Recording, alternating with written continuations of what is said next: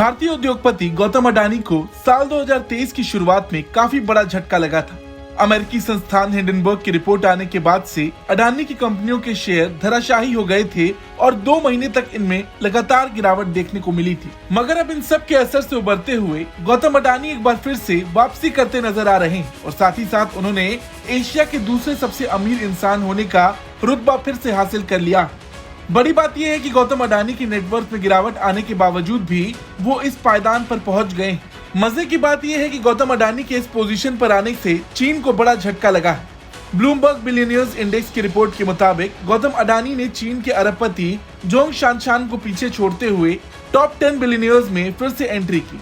चीन के जोंग शानशान की संपत्ति में 1.20 अरब डॉलर की गिरावट आई और ये कम होकर 63.5 अरब डॉलर पर आकर रह गई। इतनी संपत्ति के साथ वो 21वें पायदान पर आ गए। अरबपतियों की लिस्ट में हुए इस फेरबदल के साथ ही एशिया के सबसे अमीरों की लिस्ट में भी जोंग शानशान का कद घटा और इसका सीधा फायदा गौतम अडानी को हुआ।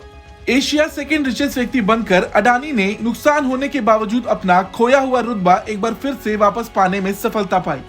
अब देखा जाए तो एशिया में धाक भारत की है। दोनों ही भारतीय पहले और दूसरे नंबर पर है। भारतीय अरबपति और रिलायंस इंडस्ट्रीज लिमिटेड के चेयरमैन मुकेश अंबानी एशिया के सबसे अमीर इंसान बने हुए हैं। अंबानी की नेटवर्थ 96.4 अरब डॉलर रुपए है और इतनी संपत्ति के साथ वो दुनिया के 11वें सबसे अमीर व्यक्ति हैं।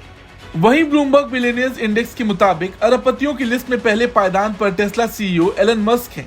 224 अरब डॉलर की नेटवर्थ के साथ मस्क दुनिया के सबसे अमीर इंसान है। लिस्ट में दूसरे पायदान पर 191 अरब डॉलर की संपत्ति के साथ फ्रांस के अरबपति बर्नार्ड हैं, जबकि दुनिया के तीसरे नंबर पे 163 अरब डॉलर के साथ अमेजॉन के जेफ बेजोस हैं।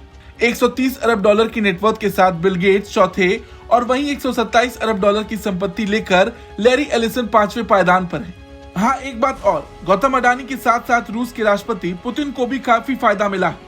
ब्लूमबर्ग के मुताबिक व्लादिमीर पुतिन के पास 29 अरब डॉलर की संपत्ति है और इतनी नेटवर्थ के साथ वो अमीरों की लिस्ट में 49वें नंबर पर पहुंच चुके हैं। बता दें, गौतम अडानी को हिंडनबर्ग की रिपोर्ट आने के बाद काफी नुकसान पहुंचा था। कई आरोप भी लगे थे और अब इसी सिलसिले में मार्केट रेगुलेटर सेबी ने भी अपनी रिपोर्ट फाइनल कर ली। इस रिपोर्ट को सेबी अब सुप्रीम कोर्ट को सौंप सकती है। सुप्रीम कोर्ट ने सेबी को मामले में अपनी जांच पूरी करने के लिए 14 अगस्त तक का समय दिया था। अब वहीं इस मामले में सुनवाई 29 अगस्त को होने वाली है। गौतम अडानी को लेकर आपकी क्या राय है, कमेंट करके जरूर बताएं। ब्यूरो रिपोर्ट, भारत तक।